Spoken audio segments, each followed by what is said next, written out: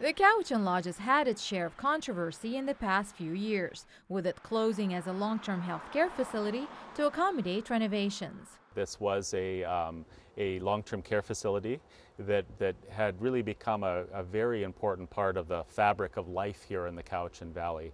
And I think new facilities were developed and built, and part of that plan was to close Cowichan Lodge and to focus resources in newly built facilities. We lost a very valuable resource here, and it happened suddenly, and I think we were ill prepared to learn that something that we took for granted and many of our families had enjoyed for many years was no longer going to be here. So obviously one's reaction is disappointment and anger and suspicion and a number of things like that. Now renovations are underway and members of the community were invited to learn about the new tertiary healthcare facility. A tertiary facility is a facility that provides care for individuals with mental disorders who haven't been able to receive effective care in any of our other services.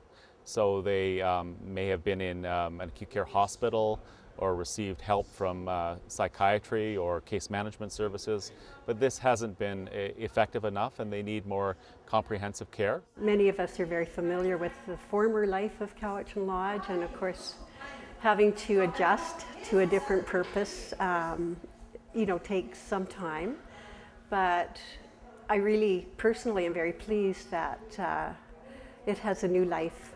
The new facility will have 24 beds for the seniors' mental health population and 27 others for the adult ones. Generally, patients of the seniors mental health program are 7 years old and over usually, and they'll have a range of mental disorders that may include complex dementias or schizophrenia or other mental disorders, and they're not, because of the nature of their disorder, they're not a good fit for long-term care facilities. The $9 million project is the only one of its kind in the area, welcoming patients from all over the island. They might be from Campbell River, or they might be from Victoria.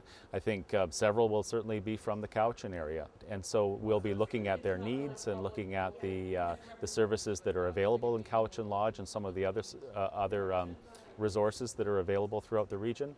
And if they're the best fit, if they're the person who needs the services the most and that we think will benefit the most from the services, then they'll be the individual who'll be selected. Reed hopes the facility will be open in March of 2012.